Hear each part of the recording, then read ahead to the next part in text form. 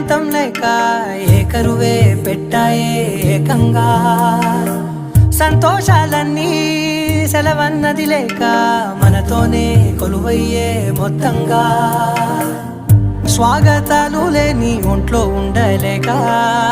విరహం కనుమరుగయ్యే మనతో వేగలేక కష్టం నష్టం అనే సొంత వాళ్ళు రాక